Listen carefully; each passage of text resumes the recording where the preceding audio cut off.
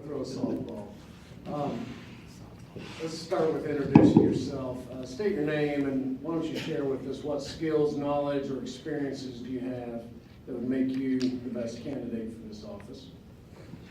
Okay, my name is Steve Davison, and I have served as state representative for the past 6 years for our District 73. And I've been served this community for over 30 years as a pharmacist. I've worked, as you know, our legislature, our General Assembly, is a citizen legislature. So we all have real jobs outside of the legislature, so we get real life experience. We try to bring our real life experience to the State House so that when matters come up that affect different issues, some of us have some knowledge about those matters so we can kind of make better judgments and advise our other fellow General Assembly members a little bit about that. So my area in pharmacy and in the healthcare industry, I've played a major role in that. I've worked on the Attorney General's Task Force for Prescription Drug Abuse. I've also served as Vice Chairman of the Public Health Committee for 4 years, and I've been on the committee for 6 years, serving on the Ways and Means Committee. And I just have a real passion for trying to work on those types of issues and deal with the things that are important for our communities around. The rural communities are very important to me because this is our district, and it's one of those things that we always have to try to do things to make life better quality of life in our rural communities. Thank you. Thank you, Steve. Mr. Harkness, introduce yourself and explain what skills and experiences you have that would make you the best candidate for the office. My name is Michael Harkness, and I'm from Paoli. I've served on the Paoli Town Council now for 5 years. I've served as president. I have seen, I guess, firsthand the laws that are passed down from Indy to the towns and cities, and I have to deal with that every day. There's the shortfalls, telling people that, hey, we're probably going to have to raise taxes on you guys because of the bill that was made in Indianapolis. I've been on the chair of the facade committee in Paoli, which we revitalized our square. I was over the Bicentennial Park in Paoli, and that was the first, I think the first park deemed by the Bicentennial Committee, State Bicentennial Committee. I was over the chamber for a couple of years, and I run businesses in Paoli, excuse me, which service all of Orange County. I think getting back to the fact that being on the town council, I have to deal with laws that are passed, and there's some positive and there's a lot of negatives. And when you have to look people in the eye and tell them, say, we're going to raise your taxes because we have to, so you're going to have to choose medicine, utility bills, or school books. Pick your poison because we have to raise taxes. And so I guess being that knowledge of being in, I'm going to call it the trenches, I think I could do a pretty good job. Go ahead and keep the microphone. I'll start with you on the second one. In the last election, Glenda Ritz was elected superintendent of public instruction by a rather sizable margin.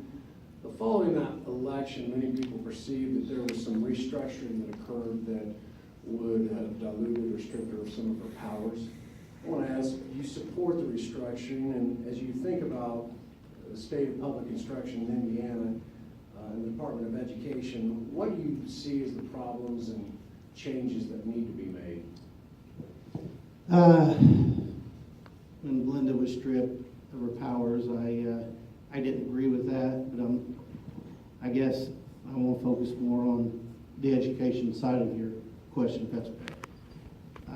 Right now, we have to let teachers teach, and I know that they're switching out of the I-STEP, I think, next year, and they're going to the new system.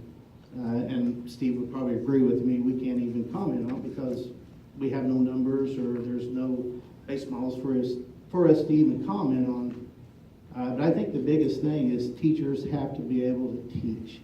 They can't teach. My daughter is a kindergarten teacher, And so she has to teach kindergartners to teach for the ISTEP test, which is absolutely ridiculous.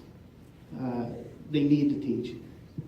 Absolutely, the Chromebooks, in my opinion, is not a good thing, maybe for the upper kids, but in kindergarten through 3rd, 4th, 5th grade I think that is a waste of kids learning how to write and communicate, and so that's my thoughts on that. Okay, thank you. Steve? Thank you. Well, first of all, on the Glenda Ritz situation, I felt that because she was elected to that position during that time, I voted against her being restructured for that period. My thoughts were that if we wanted to change it for future elected official in that position, we could do that, but we needed to make sure that was clear when the person was elected, what positions they were going to have and what structuring they were going to have on the Board of Education and so forth. So that's kind of how I felt about that. As far as the ISTEP, it's a flawed test. It's been a little bit of a flawed system here over the past few years, and we're going to do away with it. And we have a 2-year contract this year and next year, and then after that, this year we have a summer study committee that's going to be actually bringing in experts and teachers, administrators, and parents. They're all going to come in and have a kind of a group meeting where they're going to discuss different types of things that they want to see in the test, try to look at what would be the best option for us. With Every Student Succeeds Act, there's been some changes that we can do at the state level that we didn't have before with No Child is Left Behind Act. So we're looking at that, and hopefully we can make maybe some changes that will make it easier for teachers, hopefully, and better for students, because I know that ISTEP is a long test, and a lot of the younger students have been concentrating that long on a test continuously to do their best.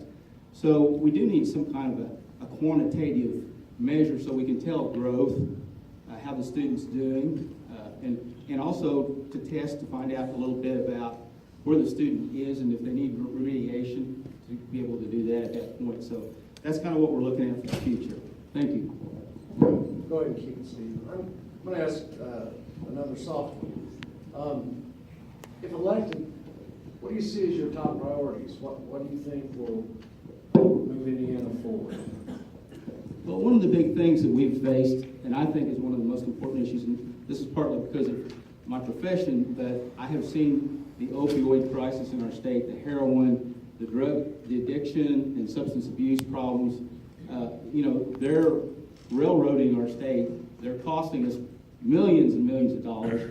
The criminal justice system's overflowing and costing huge dollars. DCS is breaking up families because of it. I mean, we're having broken families, and that's a huge cost on our state there. And then people that can't pass drug tests and can't get a job. Unemployment, that's a problem too. So, when companies come into Indiana, they're looking for a good, skilled, and educated workforce, and if they can't find those people, and we have such a huge problem with this, I think that's one of the things we need to work on and try to get folks back into society, being effective members of society, working and keeping families together and trying to do the things that are important for our state. I think that's one of the most important things. And then also, I'm concerned about the rural communities. I want to make sure that we continue to try to develop economic development for our rural communities. And that doesn't always mean bringing in the big factory. Sometimes it means just making it so that we can grow our homegrown businesses and grow them up and create jobs in our communities and create new businesses that stay in our communities and don't move out whenever the abatement runs out. So those are things I really feel are important. Okay.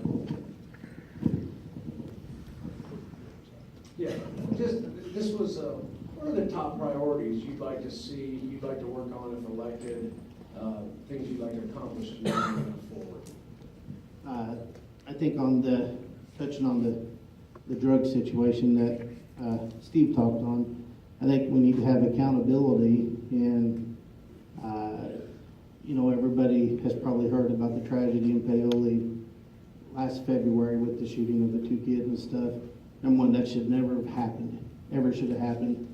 there has to be accountability, prosecutors, whoever, you know, that hold repeat drug offenders so they don't, you know, get their children back so they can commit such a heinous crime. We've got to stop them. We'll call it the catch and release system. And it's probably just as bad here in Salem as what it is in Paoli. It has to be stopped. Small business. You know, we have to grow small business because, like Steve said, big business isn't always, you get lucky and get big business, but small business is what grows our country and what's going to grow our state. People have to see, business have to see that there is life beyond Bloomington, south of Bloomington, and beyond I-69, because there's full potential for any small business there. So that would be probably my two biggest things, is to never see any community go through what Paoli had to go through with the murders of two little kids because of a drugged parent. Never. That should never, ever happen in any community. So that would be number one priority. And then I'm very passionate about that. One of the little kids was in my daughter's class, and firefighters, EMTs, and you know, and the whole community it affects. So it should never happen. So, That's the last question I'm going to ask. I would like to give you 60 seconds to wrap up and provide some closing thoughts to the audience. Okay, my name's Michael Harkness. I'm a small business owner, actually, myself, me and my wife, and I'm from Paoli, so don't hold it against me. You know, I hate going against people I know. I had to when I ran in the town elections but it just, things get brought up. Me and Steve, we've been pretty civil about it, and we have to be, because win or lose, we're going to still have to work with each other, and that's what it's about. We still have to work with each other for the common goal of keeping our state running. So go out on a whim, vote for the outsider. That's me, Michael Harkness.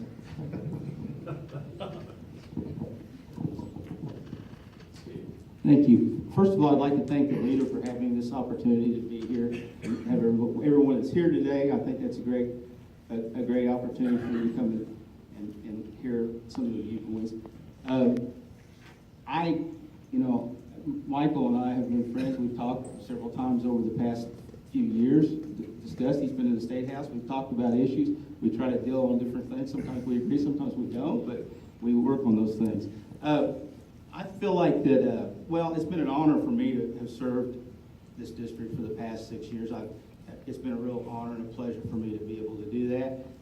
I feel like that, I've developed relationships within the State House with other legislators and other office holders within in the state. And in order to do those, to get things done, you have to have relationships with other people to get those things finished up. And so, I feel like I've got that kind of relationship with a lot of the different legislators, and I hopefully can get things done. And thank you, and I appreciate your support. Thank you. Ladies and gentlemen, we have Michael Harkness and Steve Davison, who are candidates for Indiana representative from District 73.